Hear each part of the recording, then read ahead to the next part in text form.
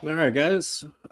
Welcome to the show. I actually came up with the name for it, so I ended up calling it the Rinse. Um, Today, my guest is going to be Chris Bilbrey from the Political Spotlight podcast, local podcast around Delaware County, Muncie area.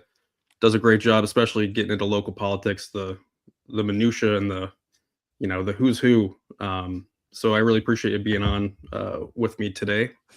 We're going to talk about a few things. We're going to talk about ice in Minneapolis, everything that's happening there, um, and but I kind of wanted to start off with tomorrow is the national championship game, right? Yeah. Okay, so Chris, do you have like a dog in the race, or I mean, like, are you going for Indiana just because it's Indiana? Yeah, you might as well. Here's what I'm not going to do. Like, I'm not going to do like a lot of state level politicians where I've griped and bitched about how horrible Indiana is as an institution, and IU, we need to question this and question this. And then now that IU has made it so far, I'm not going to jump on the bandwagon and go, yes, yes, go IU. I'm Well, I not mean, going to do that. I think it's because Governor Braun changed the board of trustees. Like, I think that's really what tipped it over the edge to give Yes. him that undefeated season so far. Gave him the undefeated season. Thank you, Yeah, Braun. exactly. Actually, wait, one thing I wanted to bring up here. Okay, so yeah, one of my predictions is that tomorrow we're going to find out that it's actually the Trump national championship game. Yes. I do feel that Indiana and Florida are both two states that are just, they always try to cozy up to Trump. Oh, yeah. But Indiana has defied Trump how many times now? Yeah. With the redistricting. Do you remember when we had the lieutenant governor, when Micah Beckwith ran for lieutenant governor? Trump actually endorsed Julie McGuire. Julie McGuire. Yeah, absolutely. Republicans again said no. Yeah. So we're kind of against it here. We go And, against the Trump grain. Absolutely. which I appreciate as a Democrat. I think what you guys, or what the Republicans in the state are doing, just upsetting a madman, is let's just see where this goes. Let's see where. So just to recap, though, I do think Trump is upset with Indiana Republicans for not redistricting. The funniest part is, honestly, I sent you that stuff yesterday. Yeah. And I didn't know that the wheels had already started kind of turning again. Yeah. And when Vance made a comment about Virginia, like Virginia is going to vote for their session to have redrawn maps to benefit Democrats, but just in case, I mean, it's only if it's necessary because of Republican states doing it. Yeah. So I guess, I don't know. Do you think that there's other states that are going to take Indiana's stance on it, or are you surprised that Virginia went and did what they did? I'm not surprised because everything's just so hyper crazy political now in this way. I mean, obviously being a political commentator, everything's politics, but everything is just so like it's boiling. It's at the boiling point, and so everyone's going crazy. I don't think that there are going to be many people. Many states that will necessarily follow Indiana. I think people are going to be afraid to do that. So I want to be very clear that people are aware. I consider myself to be a constitutional conservative. I believe that I'm a constitutionally minded individual. I often will say that I'm a right-leaning libertarian-ish conservative, or a right-leaning conservative-ish libertarian, whichever way you want to take that. Would you ever vote Democrat? I have, yes, Oh, absolutely. okay. I voted Democrat, mostly on the local and state level. Okay, I mean, I don't vote Democrat a lot nationally. I'm pretty sure there are a time or two that I have. I've voted since my very first election voting was the primary election when I was 17. But then I turned 18 in July, so I would be 18 at the general. So I actually voted, when I was 17 in the primary, and I voted every election since. So I'm sure I voted for a Democrat in there a time or two back in the olden days. But I feel like everything's at this boiling point, and so I'm very happy with the fact that the Indiana didn't redistrict for various reasons. You brought up when we slapped down Trump's pick for lieutenant governor. I actually was not happy with that. I was not happy. Excuse me. Let me go back with that. What I mean is, I was happy that we did that. I was not happy with Trump's pick. I did not want McGuire because I felt like she was establishment. I was pulling for Beckwith, and then immediately Beckwith gets in and like crashes the plane into the mountain. And I was like, oh my God, we should have had Julie. So, who could have seen that coming, man? Just right. No, but I think Micah worked his butt off to do what he did. Absolutely. And I was upset that Trump inserted himself at that point. Yeah. He hadn't said a thing in that entire election up until the end. And then, everybody that I talked to about it at the time kind of copped out on that, said, well, he didn't give his full endorsement, really. It was more of a half attempt. And I'm like, well, but even a half loss is still a loss. So for him, and this is the same kind of thing that he did with redistricting too, when he got interviewed about it after the senators voted that down. He said, oh, well, I didn't try that hard. I'm like, Vance came here, he summoned people to the White House. I don't know what else he could have. He could have. And then, like the day after, he's like, "Are we still talking about this redistricting stuff?" Kinda like the Epstein. Oh, with the Epstein files. Are we still talking about this? I can't do a Trump. Jesus, but with the Epstein thing too, like how many days ago was that? Right. Yeah. And it just feels like at every point, what's going to be next? But so it's interesting to see how. I'm going to be interested to see how people react to Trump trying to punish local officials that listened to their constituents, especially with the redistricting. This wasn't, if anybody can give me a list of paid agitators or a place where I can sign up to go and protest, listen, like, I really think a tide is kind of turning and more people either have the time or they're seeing more people go out and protest. So they're like, well, yeah, I can go do that. As long as it's safe, and we'll get into that in Minneapolis and stuff, but people shouldn't be afraid to start, getting up and getting out and voicing their opinion. Absolutely. And, I think that is what really happened. And I don't know, I think it's going to kind of boomerang on him. I think it's going to blow up in his face if he tries really hard on this. It's definitely going to be interesting. Obviously we're in the election cycle now, so it's, in this redistricting stuff, to the election cycle, it's pretty recent. There's a lot of times what happens is things will piss people off politically, but then there's so long of time between the action that pissed people off and when they get a vote that we have very short memories. This thing happened pretty recent to when the election period started. So it'll be interesting to see if people will follow through or not. I think that is a bunch of bluster. I don't know how hard it's going to be. Probably what'll happen is they'll dump a bunch of money in it that they don't really care about. It's just, hey, it's just money, dump that in there. So that's what they're going to do. And they'll see how many people they can hurt that way. It is going to be interesting to see. And here's the thing, like, I'm against a lot of these same people that Trump is now against, like Bray. Bray is an awful legislator. I've been wanting to get rid of him for a long time for different reasons. Yeah, so but what is he going to get replaced with? Yeah, right. That's the problem. Absolutely. Yeah, and especially when you're talking about why Trump wants these people replaced. Yeah, it's to do his bidding. It's to get yes men in there.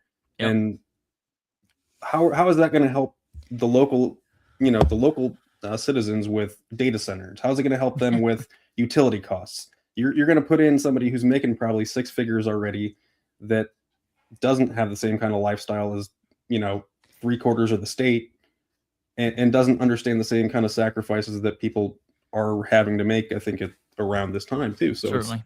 um, I kind of, I mean, again, I feel like I've not predicted a lot of the stuff, but like I don't want it to keep happening because it's not good. It just keeps, you know, it keeps moving on forward there. But um, how do you feel about the outside influencers coming to Indiana? It's Scott Pressler is yeah. is just, I cannot believe that people on the right have tied, you know, tied up to him. I just don't get it. It's very strange. The whole thing is strange. I don't like the whole idea of outside influence. Of course, I walk a very thin line here because obviously we're Americans, and one of the things I always use when I go and speak at different political like government meetings is, they're always really big about like, oh, we only want to hear from the people that have an address here. And it's like, look, anyone can come and speak here. So I'm okay with people saying what they want. I wish that Hoosiers were smart enough to be able to say, okay, like I can listen to this, but I'm going to give it a very little weight compared to listening to the people from the state. I just wish that the voters were smart enough to do that. And I don't think that that's what I'm afraid of.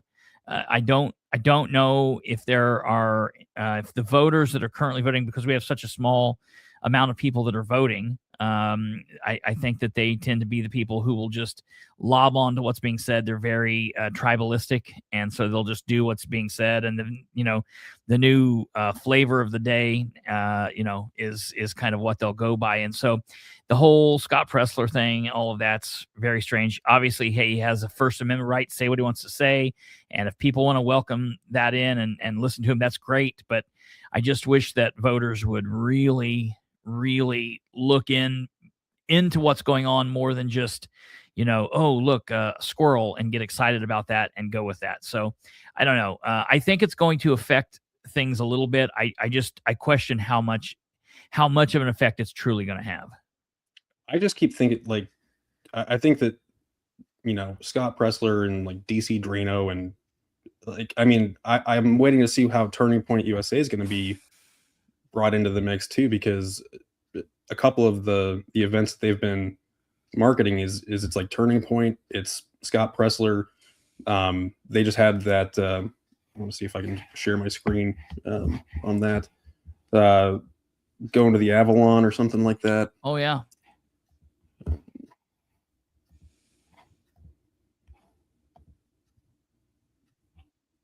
Yeah, there he is. Yeah.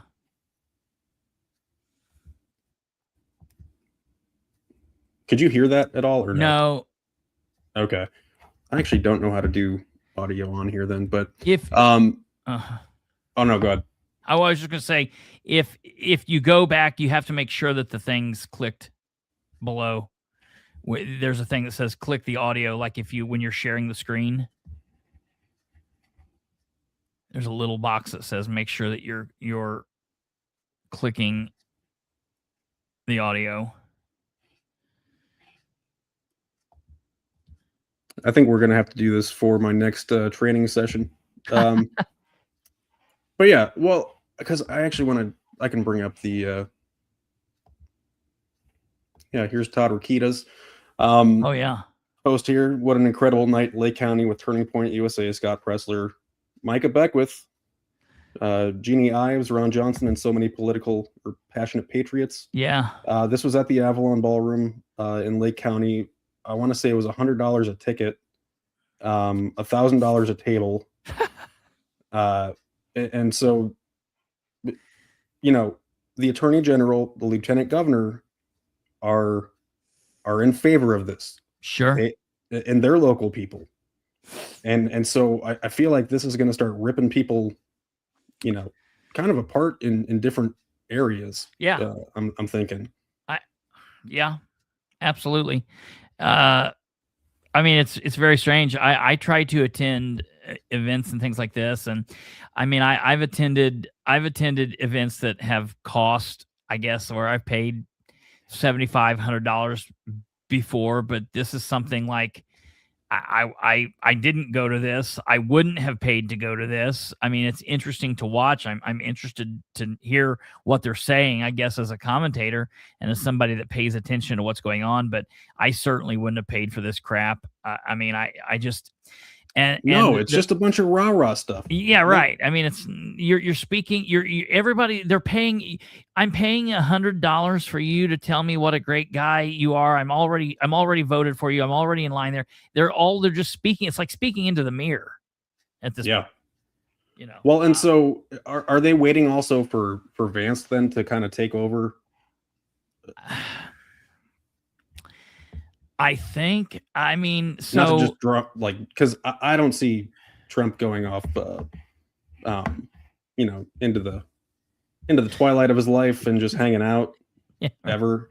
But well, wait, because I want to go back to the. No, you're fine. The game first before I go on to this next part. Yeah, sure. Do you think that he's going to be heckled? That'll be interesting. No, I don't think so. Just because of the states and the people. No, I don't think he will be. Did you see him get heckled at the Ford plant? Yes. And he flicked off the guy. Yes, absolutely. That was definitely what an interesting time to be alive.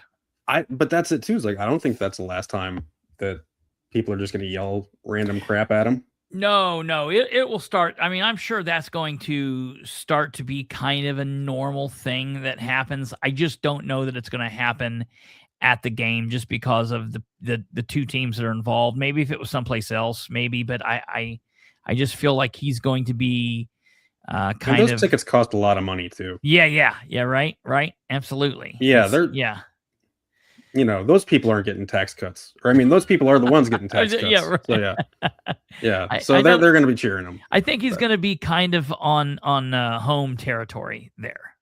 Well, that's enough. I mean, I just feel like Indiana and Florida are kind of battling for Trump right now. and I think if IU wins and gives him the trophy, then maybe we'll be okay. That's the only way. Where the people of Indiana are banking on the Hoosiers winning and giving Trump the trophy. So hopefully we'll be okay, Well, because, and I bring this up too, because look at what Florida did the other day. Right. Okay. President Donald J. Trump Boulevard. Yeah, right. And it's the route he takes from the airport to Mar-a-Lago. So he drives on his own road. Yeah, right. And to have a state do that, I mean, yeah, why would I ever want to leave that place?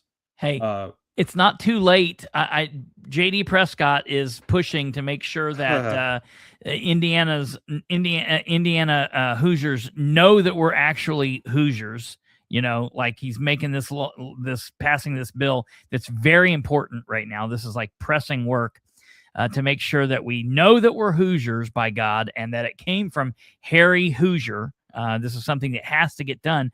I think that maybe if he would flip this and rework that bill and maybe we would be called like Trumpers or something like that, maybe that could push us over. If instead of being Hoosiers, we would be like Trumpites or something like that, maybe that could help as well. I don't know. It's a thought. And Andrew Ireland was talking about wanting to change the Welcome to Indiana sign back. If we can frame it to something to where it's like, how Lincoln has like 8 boyhood homes. Yes. Can't we say that like Trump's boyhood home was somewhere? We've adopted him. Yeah, absolutely. God, that would just born right behind that McDonald's on McGalliard and Muncie. Yeah. We'll take him. He just hatched out a little egg in the back. That is kind of how I imagine that happening. That's right. God, okay. And listen, to be fair, I want to tell people I did vote for this dude twice. No, I love having you. Like, Chris, this is why I love talking to you too. Is like, sure. I feel like we're on different sides on issues, but it is just very fun to talk to you. You have a lot of like good insights on, because not everything's perfect on either side. Right. Absolutely. And both sides expect perfection out of the other one. Yeah, right. And it's just funny to be stuck in this place with you and all of us, I feel like, Yes. as we go through it. But it is funny, when you talked about how you're a constitutional conservative, and I like those kind of titles because it just gets away from like I'm a Democrat, I'm a Republican, I'm not. Yeah. Right. Right. But I don't. I've been labeled as a Marxist leftist, Yeah. but I don't know if I identify it Right. as one yet. Right. Yet. But no, I did want to bring it because with the heckling and stuff. Do you think that Trump has thick skin or thin skin, or is he? I think I think he used to be better at dealing with things like this, and I think that he probably used to be better with dealing with things like that, and he used to be probably quicker on his feet. I think that age, I think we are definitely, obviously each day he's getting a day older like the rest of us. I think that we are seeing an older Trump. I think that he is slowing down. He's definitely not the same person that he was coming down the escalator back, it was 10 years ago. Yeah, So now he's just walking up to doors and checking out the windows and looking outside. Yeah, right. During meetings, kind of wandering around like the old folks' home. Absolutely, that's exactly what. Yeah, right. I hear you. I think that things bother him. I think my skin's way tougher than he is. People can say things. I could care less. I think that there's certain things that bother him, and there are certain things that he's able to let go. And when the people learn these things that bother him, they're gonna get these responses where he's flipping people off and doing these crazy things. And that's just part of who he is as well. He's not used to being told no or pushed back against. And so that's kind of interesting. I feel like we should have started doing this a long time ago then. Like if just the reactions out of like the last week or two have been kind of hilarious. And adding to that, we're going to bring this up here. The switching into the midpoint here. I wanted to talk about the Nobel Prize. Oh yeah. And Machado gave it to him at the White House the other day. Here's the picture of them. He looks so happy. I have a theory on this. I didn't see the video of her going in to the White House. Okay, so I really thought that, but what I didn't see her carrying a giant ass frame ever. So my thought is that she just brought him the medal, and while they're meeting, he wrote the letter, or he had her write the letter, and had a frame available that was in that gold, because why not? Sure. It matches the shit on the back of the wall. It does. And I'm sure it was such a fluffy, lovey letter, of how awesome he is. And yeah, I feel like he framed it. It wasn't probably framed. That's hilarious, probably. But the best has been the all these ones, the Freddie Mercury, the champion of the world. Yes. Tina Turner. Simply the best. Oh God. These ones are my favorite. Where he dresses up like Miss Teen Venezuela. It's hilarious. Karate Kid. I was a little upset about this one. Scored 4 touchdowns for Polk High. Al Bundy needs to keep that. Yeah, absolutely. But I've seen tons of these memes. Yeah. Where it is just talking about how small of a person he is, that it's just, I want that trophy. I want that. Yeah. I want this matrix of leadership. Give that to me. From the Transformers, the Silky Johnson hater of the year. I'm going to leave this one on a little bit because the AI of this is hideous. You know what it reminds me of? That's hilarious. It reminds me of the podcasters and YouTubers that go on and they buy their views and buy subscriptions and buy down. Like, I've never understood people who do that. Because what's the point? Yeah, right. Like when I go on and I'm speaking and I see and I have like a show that like is really doing well, I love knowing that, like, first of all, it's not about that. I mean, I remember when I started doing what I'm doing and 5 people were watching. I would be talking, if the grid went down tomorrow, I'd be talking to myself in a corner probably. So it's not about the quote unquote clicks and views like people say, but it is good knowing that, hey, people are watching the content, they're getting something out of it, whatever. So that's cool. But to me, I've always thought, if I go and buy 1,000 views, what the hell? That's stupid. I could just watch it that, many times. So I've never understood that, but that's what Trump's doing. What does it matter when you're buying the trophy, when you're buying the Nobel Prize, when you're demanding it because of who? It doesn't. That don't mean anything. Well, I mean, he's got a good reputation for peace now, is what I'm thinking. Yes. Because clearly there's just so much peace happening all around us. All around the world, yes. And then I did want to say, this is the one that I clearly found to be AI, though, because it's the Trump Kennedy Center, not the Kennedy Center. So it wouldn't, they wouldn't be handing that out. Clearly fake. Yeah. The other ones, though, the one with Freddie Mercury from Beyond the Grave somehow. Yes. But no, like there was one with the Harry Potter where he won the Triwizard Cup. Yes. And it's just like, yeah, let's just give him all of our trophies because why not? No. So I know, very strange. As far as Minneapolis goes, yeah, can you kind of speak to your background in law enforcement? Sure. Yeah, I'm a former police officer. I've worked the road, worked patrol. I've worked investigations, worked in felony investigations. Back when I was on, wasn't level 6, 5, 4, 3, 2, 1. It was A, B, C, and D. So I worked felony investigations, worked sex crimes. I've worked narcotics investigations, both in uniform and as a plainclothes narcotics investigator. Left the police department, went to the prosecutor's office, and worked as an investigator in the prosecutor's office and the local county prosecutor's office.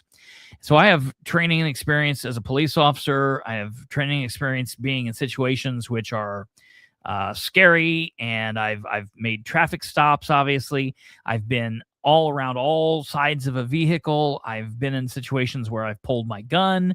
I've been in situations where I've had weapons pulled on me. We've been in fights. I've been in situations, several situations where we were in the moment, and I was, as somebody, I'm a major gun lover. I love the Second Amendment, and I have a pretty extensive collection of firearms, and I shoot pretty frequently. And they say, when you're shooting, for someone that's not shooting you, you're pulling the trigger and it's supposed to surprise you.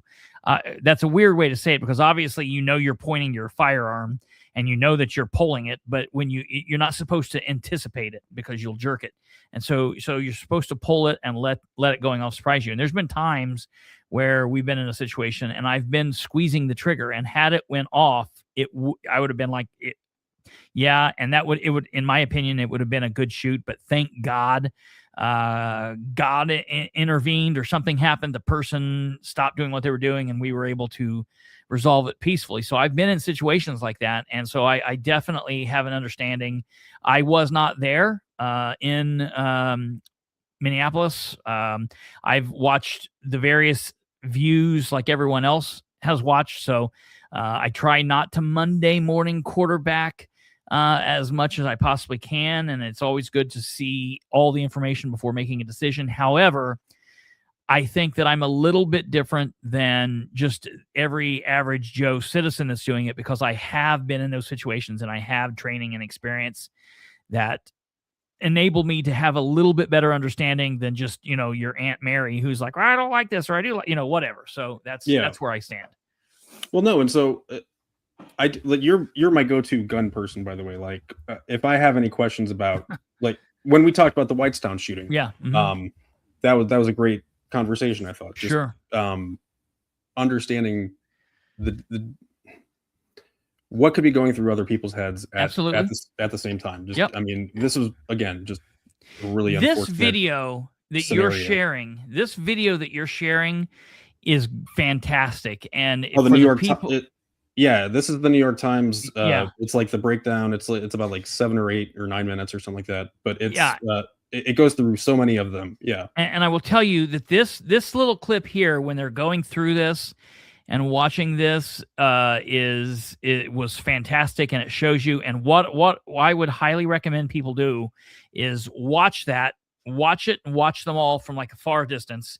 Rewind it, watch the top one, then rewind it, watch them all individually, and then watch them again. I think that's very good.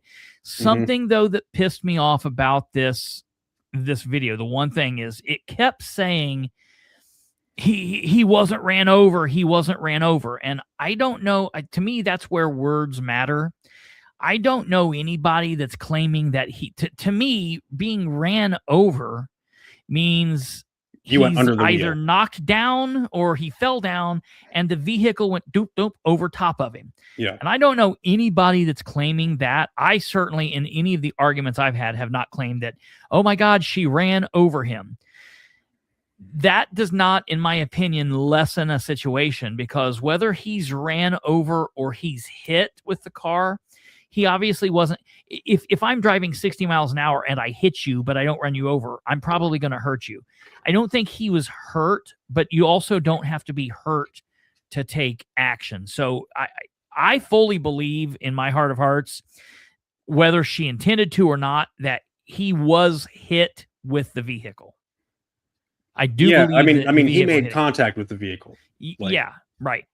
Because like it was, and it looked insane how slippery. Yeah, everybody was that morning. Sure, too. You can see right here, kind of like yeah. There was. They did not have any kind of traction, so the fact that you could fall kind of forward and like almost to a point, it almost kind of looks like he puts his hand on the car to like stabilize him. Sure, but you know. Again, have you ever actually, because you went through, you've had this happen. Have you discharged your weapon like in the line of duty? Yes, not specifically in the line of duty. I've discharged a weapon. Not like trying to stop a threat, killing somebody. Like I've discharged my weapon in the line of duty when putting an animal down, things like that. Okay. But not like I've been in a situation where someone's pointing a gun or holding a knife and I've discharged my weapon. I've pulled. See, a lot of people don't know this. The majority of your law enforcement officers could go, I think it's more common in the older days. I think now it's kind of less common. You could go your entire career without pulling your gun. A lot of people have said that. But then also, and I want people to understand this, and it's very hard for people to understand, because sometimes you'll see cops, they'll pull their weapon out and they'll hold it down by their back leg as they approach a vehicle. That's just still the very first step in the force continuum. Because unless I am pointing my gun at you, which at that point, if you're pointing your gun, you have an intent to shoot, that's the same thing as just officer presence. So officers pull their fire. I mean, I've pulled my firearm a lot of times, and I've actually pointed it at people while in the commission of my duty. And so if I would have pulled the trigger, it would have been the same thing as that. But, I never in a situation like this or anything like that. Now, I went through training where you shoot at vehicles I have shot vehicles the same way that he shot this vehicle. You've done this, and I've done this in training. Well, and that's one of the, okay. So with that, I was kind of curious because everybody started talking about how, oh, this is domestic terrorism. There was, they had a weapon, which was the vehicle, and it was charging at the agent. And if that's the case, then why aren't all like, high-speed pursuits taken by taking out the driver? Yeah. I mean, and that's because it's not the only way to do that, right? Sure. I don't know how ICE could be unprepared to deal with a disabled vehicle in the road. Yeah. So I'm going to say this very similar to what I said about the Whitestown thing to you when we were talking privately. I wouldn't probably have done this. I can't tell you what he was seeing or what he was thinking in the situation. I don't think in my head, being Kristopher Bilbrey, if I was in that situation, I don't know that I would have pulled out my gun and shot 3 times into her window. I don't think I would have done that. That doesn't, though, necessarily mean I'm saying that he shouldn't have done it or that he's wrong for doing it. I'm just saying I don't know that I would have. I could see a situation where someone could do it or where he could do it and it could be justified. The other thing people are talking about is he shot 3 times. He shouldn't have shot 3 times. Well, that goes back, in my opinion, to muscle memory, and maybe that could be talked about different training. But a lot of times you are trained to either shoot in double tap or 3 trap, pop pop pop, or pop pop, when especially at close drills. That's something that happens. So I don't think the fact that he shot 3 times, I don't think that's like wild or whatever. I just think that maybe that was muscle memory. Do you think she posed a threat, though? So here's the thing, because immediately people started saying, ooh, she was anxious and she was having an anxiety attack. So there's clearly enough video. I mean, I don't know if she was having an anxiety attack or not. I mean, I guess she could have and still been smiling. To me, it seemed like she was being a little bit of a smart ass. I mean, you know, she was kind of smiling and being kind of like, kind of poking the bear a little bit. But that's you're not against the law. It's not against. Absolutely. I was going to say, you should not be shot, because I'm a smart ass all the time. I would have been killed years ago. So you're definitely. Because I do want to bring up another thing too, is like, what kind of tone is the public expected to use with ICE versus the police? We've been trained with how to interact with police officers for our entire lives. ICE really does feel like it's been sprung upon us in the last couple of years / last year, and we're just expected to give these basically unknown people full authority to let them do whatever they want and ask for whatever they want and demand. It just doesn't make any sense. If an officer discharged their weapon, even if they shot somebody in the arm, what would have happened if, say, that happened to you, like in a police officer case?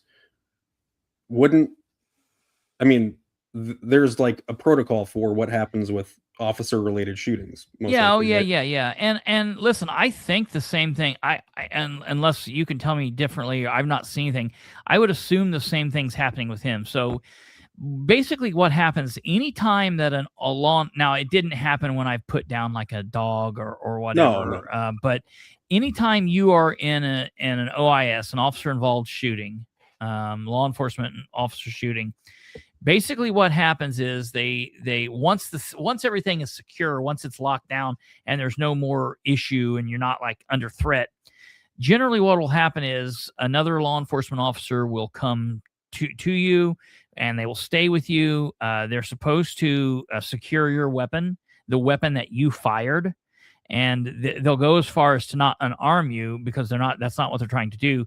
They will trade a weapon with you. So an officer will give you his weapon. They will take your weapon. They will secure it. A supervisor is supposed to make contact with you. If you have a union representation, they will you'll get with your union representation.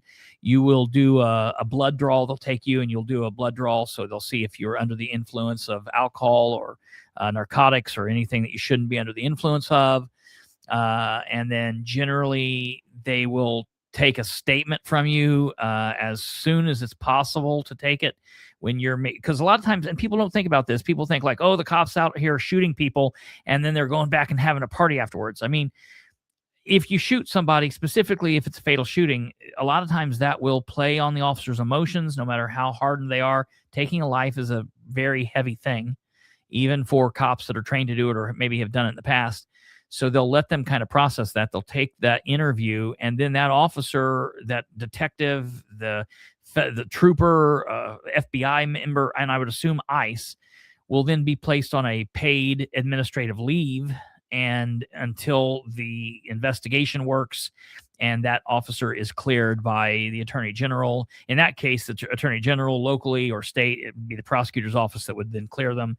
And then that person goes back to duty with some probably psychological training, as well. But I would say it's the same thing. Well, and I feel he should have had psychological training just or because of what happened I several months misspoke. prior. Sure. Well, also because like I think he had an incident with when he was dragged by a car. Yeah, absolutely. Vice President Vance talked about it. Secretary Noem talked and they both kind of said that it was almost they were defending it because of that, which I don't understand. But like, do you remember talking about police officers? And I would always tell you guys like I teach my kids police officers are the good guys. They're the ones that you go to in case of an emergency.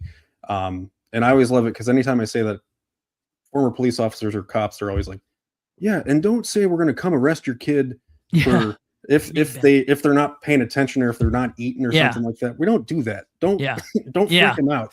I just talked about that the other night.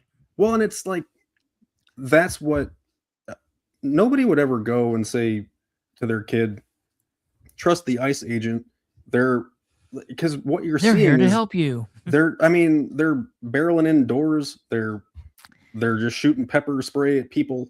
And I'm not saying that they're not being messed with, but crowd control should totally be a part of ICE, and it totally should be a part of like whatever policy this entire process is. It's like, what is the point of what they're doing? Is this the best that they honestly thought of?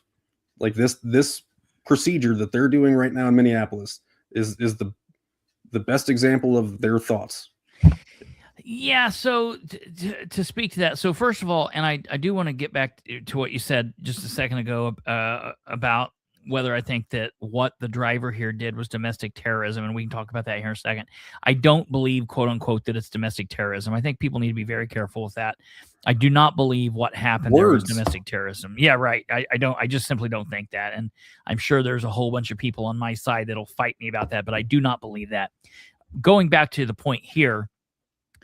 So first of all, you also said that like it feels like ICE has been sprung upon us, and I understand why that's the thought. It obviously hasn't. Immigration and customs have been around for quite some time. I mean, this is not new, but what they're doing is new, and how we're seeing them interact is new. And I do agree with you that it seems different from like what we're used to with, you know, your city police, your town police, your county police, or even state troopers, or even the FBI or the DEA, right? Because it seems more like a military. It does seem like a military operation going door to door. I can remember I had a friend who lived in Boston right after the Boston Marathon bombing. And the police were like literally going like door to door, SWAT teams, like going through houses and stuff. And I was like, dude, this is so wild. Like, you would never see this in America. Like, I understand what they're doing and they're trying to find this guy, but like, what in the hell? And so here's the other thing. If they would have walked through your house and they would have seen your pot sitting out on your table, they weren't going to arrest anybody for that. You know what I mean? That's not what they were doing at the time, obviously. But I'm just thinking like, man, what a weird deal to see this going door to door. But it's very strange. But that's what we're seeing with this ICE. Basically is what it looks like. This, you know, they're very, you know, they're hyper mobilized. There's lots of them, and it just always seems chaotic. Police try to do things, I know this is hard to believe, in a very well planned out thing. Like when SWAT teams are going with like narcotic, and I have a lot of experience with this, when a narcotics team is going to do a search warrant on a house, you know, they have pictures and videos and now drone footage, and they have this mapped out, and they're like, you're going to go here and you're going to go here and we're going to do this and we're going to have this locked down in 15 minutes. You know, it's very well plotted out. That doesn't seem what's going on with these ICE. It seems very chaotic, and it seems like nobody's in charge. And, you know, these people are that's the thing, is like, you've got two people over here saying, get down, get down, get down. And you have two people over here saying, raise your hands, raise your hands, raise your hands. It's like, who am I listening to? What am I doing? Well, and is that kind of what happened? I mean, I feel like a lot of orders were yelled. Sure. At Renee. Yeah, Renee Good. That was it. But again, it can't like negate what happened, but it should be taken into account. You know, there are situations, and this is the thing. So first of all, anybody cheering this because they're like, oh, look, that liberal, she got what she deserved. That's gross. I don't think anybody should be saying that. To me, that's on par with saying Charlie Kirk got what he Yeah. deserved. I thought that was gross. Nobody should be cheering any of these things. So first of all, I want to be very clear about that. I feel like what happened is a tragedy. If you go and you shoot Ted Bundy, Ted Bundy was somebody's kid, and now maybe that person turned him into the weirdo he was, whatever. But taking of a life is a heavy thing, okay, even when it's justified. And that's the other thing. And I hear people calling this murder. I would call it homicide. I don't know that I would call it murder. Homicide is the killing of a human. Now, that might be justified. It might be not justified. Murder is the unlawful killing, the unlawful homicide. So there's, again, I think, in my opinion, words matter there. I don't necessarily, there's a situation here where I feel like in this situation, like maybe he's not charged and that's going to piss people off. People feel like he should be charged and he should be fired. I think there could be a situation where this is found in that specific instance, that it sucks and it's sad and it's tragic, but he was justified, but it was still a very bad situation and we don't want it to happen again. And they need to train cops, local to state, national, federal, whatever, need to train on this instance over and over and over to make sure this shit does not happen again. Because I think that there are steps they could make to where this could not or would not have happened. Oh, most definitely. And when we talk about, the police and the way that they prepare versus ICE and what they prepare, I mean, yeah, I think that's all of it. Because the president is saying that there are violent criminals that are illegal immigrants in this nation. If you're making all these claims, you have to have an idea of where they are. Like, Sure. and if this one, especially in Minneapolis or in Minnesota, they were going after fraudsters, which is apparently fraudsters from Somalia. And if that's the case, then you should know, again, exactly the locations, who they are, where they're, what are you doing going door? It makes no sense why it's this out in the open, why it's this terrorizing.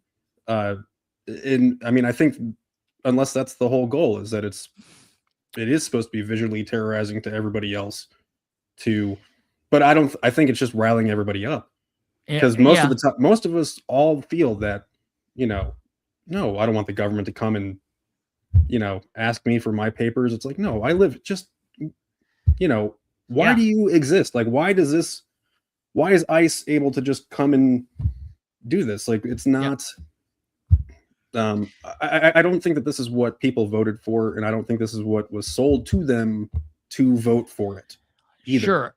Even if they did vote for it, I don't think that this is what was sold. I think that it can definitely be said, and I don't have a problem saying that I think that there has been a problem with immigration, and I think that whether you and I agree or whether a Republican or a Democrat agrees, I think that there is a case that can be made for, if somebody's here doing something wrong illegally, and they're here illegally and they're doing something wrong, okay, we're gonna target that person, we're gonna take them out, we're gonna deal with them. If that's gonna happen, it needs to be kind of like how radiation fights cancer. You go in and you target that situation. It's kind of like radiation versus chemo. Chemo goes in and just lays an atom bomb and kills everything, the good and the bad. That's the reason chemo will make you sick, where radiation targets just the bad cells in the bad area. And so that's what needs to be. This needs to be, if ICE is going to be a thing targeting these people, they need to be targeting this specific situation, the specific bad guys, not just going out and saying, all right, we're going to be shooting and killing, and I'm being hyperbolic there. No, but you are, but you aren't. Yeah. I mean, right. No, you're right. Absolutely. I feel like that's what people signing up for ICE kind of feel like too now. Maybe it's like, oh, well, look at what's happened in Minneapolis. I want to get in on that and do that in my area. Right. which again is just freaking nuts. Because like right now it's just weird. Like we're at like a point where it's like they're breaking down the doors. They're searching for people, and then like I had the weirdest thought the other day, and it was like, oh, okay, well if it was me, I would just like hide in the walls or hide in like a secret room. And then I was like, that's like the Diary of Anne Frank. Yeah. That is freaking weird. Right. And just horrible. Like we shouldn't have. I shouldn't be doing what they're doing. Like, because it's almost to a point where even their outfits and stuff, Yeah. it's like they don't look like a unit. But then I was like, it's not uniformed. Everybody's showing up in different. Yeah, but then like you know what? We should all give them brown shirts. Yeah, right. And then and then how close are we? How close, is it to this? Listen, I think that there needs to be a call, and I don't understand why there isn't, because if you ask, to me, it's weird if you ask. I know there are conservatives out here that are being like, yeah, hell yeah, this is great. But you said it a minute ago, like nobody wants, to be sitting at home and to get their door knocked in and be like, hey, show me your papers. Okay, I remember a time when if you go and you ask cops, I always say this, people are always like, well, if you don't have anything to be afraid of, just answer and talk to them and give them your thing. If you're sitting in a group of cops and you're talking to these cops and one of the cops says, man, what would you do if the cops came to your door? If you have anybody that's been on the department for longer than a couple of years, they're going to say, hell no, I wouldn't talk to a cop. I would tell them, eat shit. I've got the right to be silent and talk to my attorney. Cops know you don't talk to other cops. You know what I mean? You don't let them search your house. You don't let them search your car. And it's not because you're the dope dealer or you got something bad going on. It's just because you have a right to not do that. So you don't do it.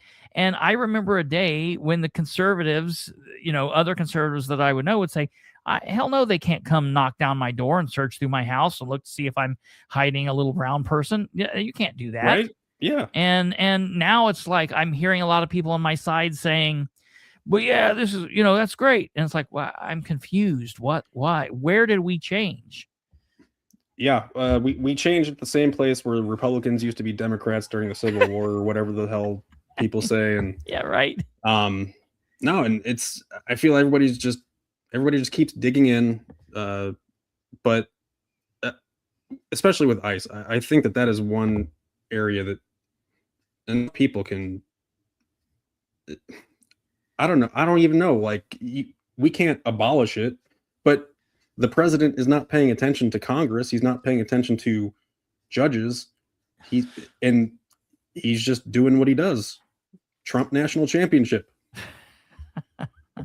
Something has to happen. And like I said, I think there's a lot of people that want this guy, this agent to be. I mean, I think they said within a couple of hours he was doxxed or whatever, and I don't think that's necessarily the right answer either. No, I don't. His family shouldn't be hurt or scared, because he's doing a job, however bad or poorly or whatever somebody wants to say it is. Something has to happen. I think there needs to be more. Of course, I'm a very pro person and speak it loudly that there needs to be more training in law enforcement. There needs to be mental health training in law enforcement. They're just training. That's you're never going to. Is ICE law enforcement? Yeah, I would say they are. Yeah, I would say it's the same thing as saying. I feel like law enforcement training, like I would just equate it more to like local police, state police, because I feel like their training regimen is much harsher. I don't know. I can't imagine what ICE's would be. Why would he have a cell phone camera? I really want somebody. I really want somebody to answer that. That's a really weird thing because I'll tell you what it looks like. It looks like he's like, "Oh, you're filming me? Well, I'm going to be filming." Because I've seen that. People do that. Anybody can turn on and watch. And I'm not a big fan of the quote unquote auditors on YouTube. I think they're more troublemakers than anything. I feel like there are good people out there that are doing it, but I feel like there's a lot of people that were like, at one point they were in the dope game, and they're like, wait a minute, I can go film cops and they can arrest me and I can get sued, or I can sue them, and that's much easier and safer than selling dope. I can do that. Okay, so anyway, I feel like a lot of times you'll watch an auditor go in someplace and they'll be talking to like the county surveyor and they'll be videoing, and then the county surveyor and the secretary will pull out a cell phone and start doing it back. And I feel kind of like that's what he did. And I'm like, dude, why are you doing that? First of all, because there's a point where he's holding it in his right hand. Yeah, he switches hands in that video. The New York Times video. In the thing, and I'm like, dude, if I was in that situation, I'm not going to have anything in my hand that would prevent me from getting to my gun if or when I would need it. And so he does switch the hand, but it's like, why are you doing that? You should have a body camera on, and if you don't, and if you're gonna video for some reason, turn your video on and put it in your vest. They make places like where you can do that, but he shouldn't have been holding it. To me, that just seems like he was egging it on a little bit more. But I would say, and I don't know this, so I might be speaking out of turn. If I am, people can come back and knock me. But I would believe or think that at least, because it's the same thing with the FBI, same thing with like Capitol Police, the federal law enforcement, they all go through pretty general training. Like the FBI and the DEA basically do the same thing. I would assume that the quote unquote enforcement side of ICE would probably go through the same training, very similar training to FBI or DEA. That's my belief. I don't know that, but that's what I mean. Like, I feel like you would hope. Yeah, right. Like one would hope that is the case. And I just feel like the older I get, the more I'm surprised that that's not the case. But then it comes back to me being mad at myself for even being surprised. Right. It's like, well, yeah, of course they would cut corners. Of course they would just, like, they see the strength in numbers instead of, actually being a collective trained organization. It's just, we have more people, so you're going to have to deal with it. I just, that one's a hard one to me. Okay, so it says ICE, DEA, and FBI do not do the same exact training. However, they share fundamental federal law enforcement training at FLETC, the Federal Law Enforcement Training Academy, covering firearms, driving tactics, and specific coursework tailored to their distinct missions. Immigration for ICE, drugs for DEA, general federal crimes for FBI. ICE has different paths for deportation officers, shooter immigration focused, and homeland security investigations, like special agents, border criminal investigations, more similar to FBI or DEA training. So it's not the exact same thing, but they do go through a law enforcement training center where it's tailored for what they do. Okay. But I don't know how long that is. Well, no, somebody in the chat said 47 days, and I don't know if it's a 47 because of Trump, and I could see them doing it. We're making it like 1,776 hours of training that they have to do. You're right. He is just the stupidest, just the grifteriest. Okay. So in the last like 5 minutes or so, sure. I wanted to go through the federal attorneys in Minneapolis resigned because the Department of Justice was trying to get them to investigate Renee Good's wife, and they are not really pressing the investigation into the shooter. And I was wondering, do you have any, I guess, reaction to the federal attorneys resigning? Like, these were the guys who were building the case for against the Somali fraudsters, and because of all of this, they resigned. So yeah, I mean, I think that's a pretty heavy thing. I mean, it shows that that's because that's a pretty lofty position. People work their entire careers to get there, and that's a pretty coveted position, I would say, for people who are attorneys, and who are specifically in like the prosecutorial type of line of work. So I think that speaks volumes. I will tell you, I mean, like, all right, so in an investigation, you kind of investigate every angle. So like the fact that they would be investigating or looking a little bit into the wife, that doesn't surprise me. If we're turning it into a thing where it's like that's the primary focus, that's kind of weird, because like I don't, again, listen, I don't have a hard time saying that these ladies, they were probably people that were going out and protesting frequently, but they've got a right to do that. I don't have a problem. I don't think that makes them domestic terrorists. I think that's weird. I just don't think they're domestic terrorists. But I think that I would not be okay with that. So like I would understand where these people are coming that would be upset. As far as investigating him, yeah, that would, I mean, you would look into all of that. That's part of the investigation to clear him or to decide if he was wrongful acting. I think that would all be part of it. But I mean, if something's going on where they're pushing or someone is pushing more to look at her, I could see why that would piss people off. And I mean, that's going to have to be dealt with. No, that's basically, yeah. Like I think Vice President Vance was talking about how, he was like, well, who was funding her doing this? Like, bricks were thrown at an event. Who's funding the bricks? He literally said that. I'm like, nobody's funding. Like, you got to stop trying to look for this boogeyman of a left wing, god that's all powerful, trying to, schedule all these little protests. Which, by the way, everybody, we are sorely overdue for a No Kings protest. I do want to say that. I really think there should be another one coming up, and it should be when it's cold out, so that everybody knows that this is how important it is. We actually got our asses out in the cold for this because you suck this bad. But I digress. I did want to go into where is this? Okay, so Joe Rogan recently he started talking about ICE, and he kind of compared him to the Gestapo, and he was starting to see things, which was weird. And so this meme made me laugh. The Joe Rogan wondering if you're sliding into fascism is like the bartender asking if the crowd's getting drunk. Buddy, you serve the shots. And I do want to just let this I'm going to end it on these ones, just kind of wanting everybody to do better. I'm sharing some pretty awful screenshots of messages that were sent out after Renee Good was shot.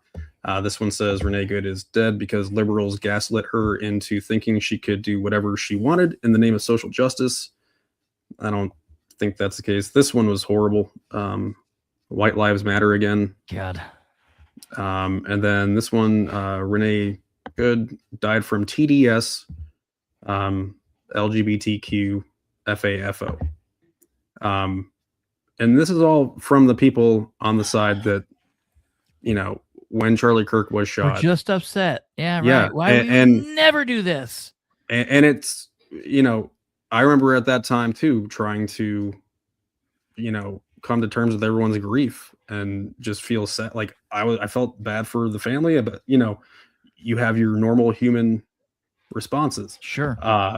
But I don't understand how we can keep falling into this cycle of just ripping on the other side or ripping on strangers for dying or like for who we don't know and just, tearing them apart online because it makes us feel better.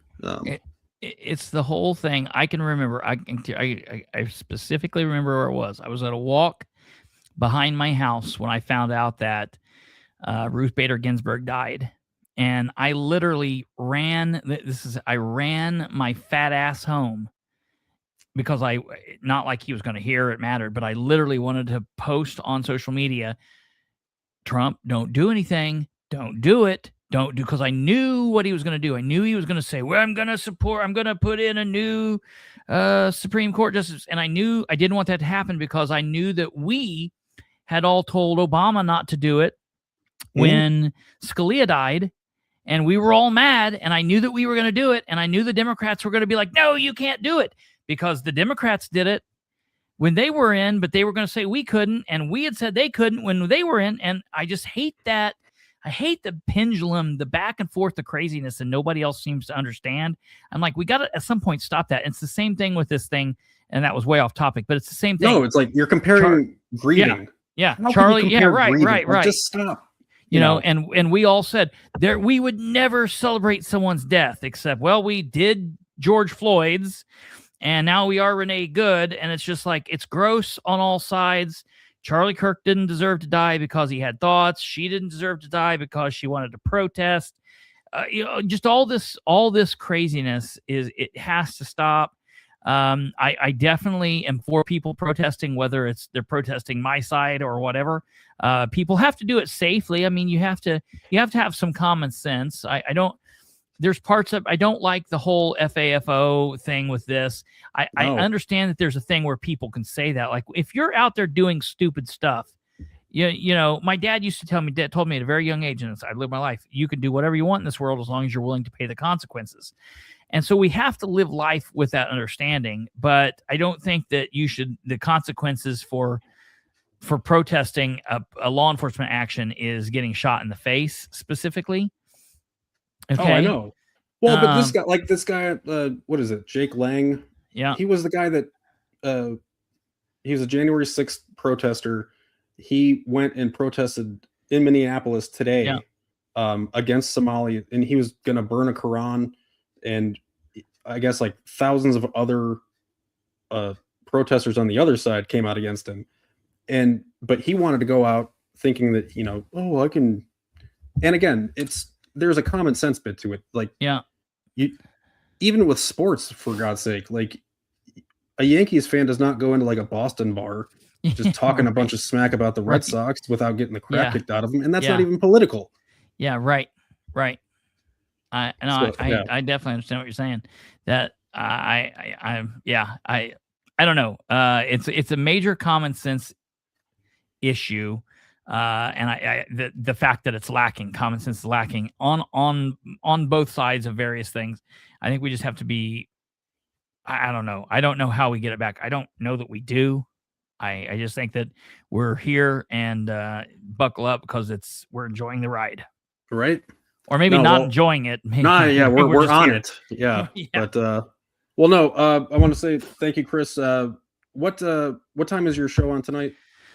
9 p.m. We for anybody that's watching that's interested, we air 5 nights a week, Sunday through Thursday at 9 p.m. Eastern, and we talk about local, state, and national politics with a focus on local and state, and that's that.